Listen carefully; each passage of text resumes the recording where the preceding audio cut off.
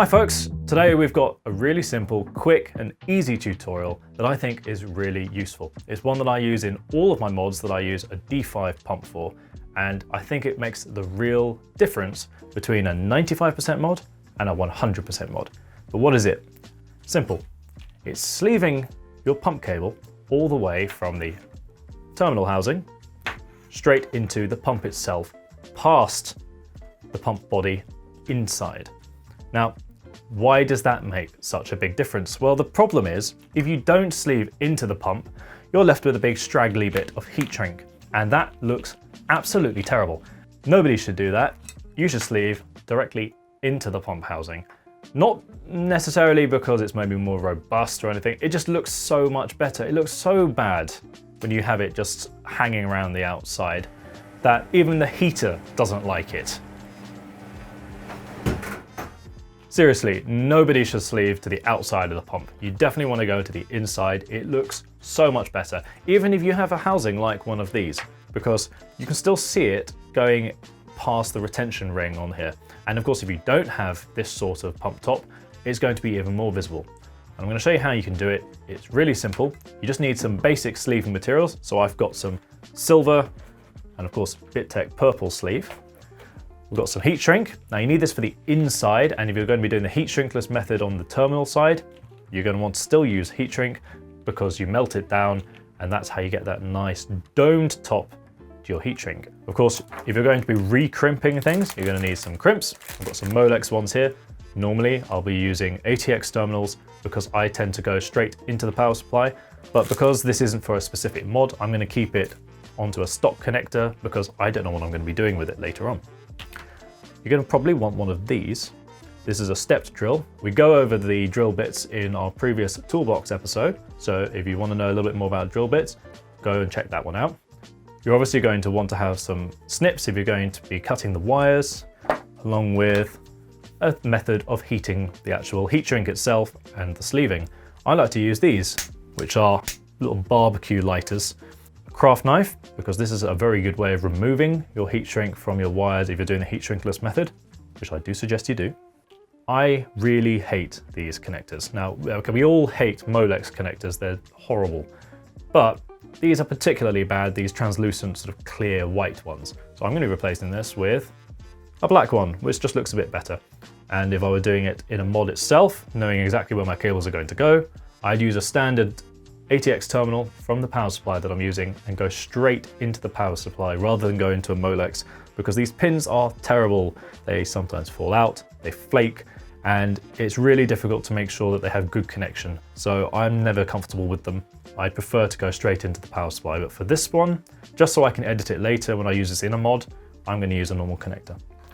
First step, we need to take the housing off this pump. This one's a really easy one. You just need to unscrew it.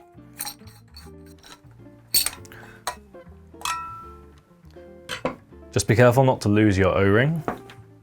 Very easy to do that.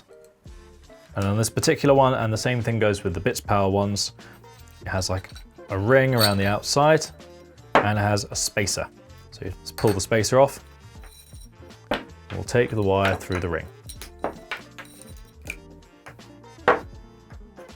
So now we have our D5 pump naked. So what we're going to do is we're going to take this connector off. Now, if you're going to be reusing it, you can use a tool like one of these. Now, I've made this one. This is a custom job. If you were to buy one, they don't quite look like this. But it essentially goes into the connector and then you pull out the other side. But I'm not going to be doing that because I'm replacing this connector. So all I'm going to do is snip it off. Now, a handy thing about snipping it off like that is because these two wires are still in the connector, which means you know exactly where the live and the ground wires are going to be going without having to do any sort of thought. You don't need to figure out which numbers they go into, which ones are the correct ports on the power supply or anything like that. But we have our wires like this. And the real trick is going to be what we're going to do to this housing. So to get the housing off, all you need is a flathead screwdriver. I have a flathead screwdriver, I promise. Oh, thank you, sir. A flathead screwdriver. What you do is you look for this lip that goes around the outside of the pump housing. You then take your screwdriver, a butter knife works very well as well, and then you just sort of gently twist it and pry it out. It should come out quite easily. Some will be have a bit more resistance than others. But you see how the wires, they come in and they go into like a little tab on here. We're just gonna pull those out of the tab, and then we're gonna pull them through this hole. If you have a PWM pump, you'll have a third or even a fourth wire coming out of that. This is like a Vario pump. It has manual control, so it's very simple. So now we have the pump body, which is open, and the wire. Just gonna put that to the side for now, because we need to turn our attention to the back. So the hole that the wires go through right now is very, very small. If we put any sleeving on these wires, they won't fit through there. So what we need to do is enlarge it. And that's where the step bit comes in handy. So we're gonna put this into the drill, and then we're just gonna enlarge this hole just to make it big enough. It just needs to be maybe 5 or 6 millimeters in size. If you don't have a step drill, you can use a 6mm drill. Just make sure that you have this clamped firmly in place. I can actually hold this and use one of these without much issue, but if you have like a larger drill bit, it can get caught. So I recommend putting this in a clamp or just holding it down onto something flat.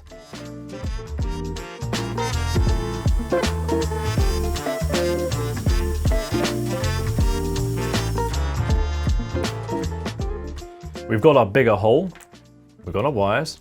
Now we need to crimp some new connectors onto this one to fit it into the housing when we've got it through here.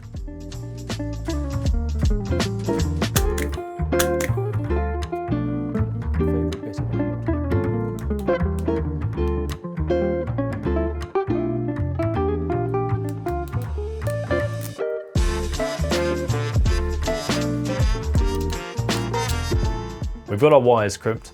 Now we're going to put the sleeving on. I like to use 2 different types, mostly because it allows me to keep track of which one is the ground wire and which one's the live. So for the live, I'm going to be using the purple, which to me makes some thematic sense given it's red normally. And then for ground, I'm going to be using our silver because it's nice and neutral. Makes sense.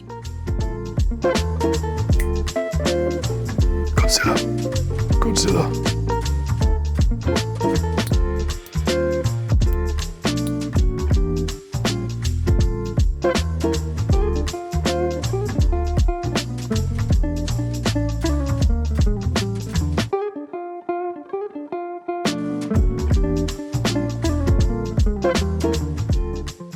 We're doing the heat shrinkless method on this one, so counterintuitively we're putting on some heat shrink. We're going to take the heat shrink that's on the connector, and then I'm just going to heat it until it starts to burn. Just over the edge where the cable sleeving is going to be sitting.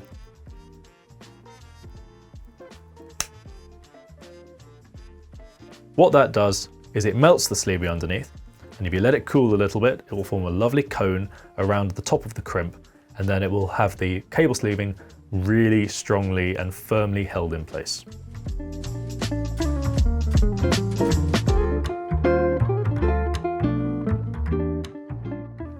All that's left now is to take our wires and poke them through the end of the housing.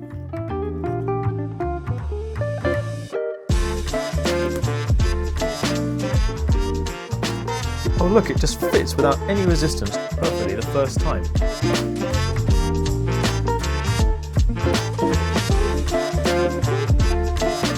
The sleeve cables are now finished, going into the pump housing itself. As you can see, it's so much neater than if we had heat shrink pulled out of the side here, flapping around. No. This is the way to do it. Let's put this back together again and see how it looks in its final form. I think you can agree, that looks an awful lot better than when we started out. Remember, if you liked this mod, be sure to subscribe to the channel, pop us a like and a comment, and I hope to see these in your rigs in the future. So I'll see you next time.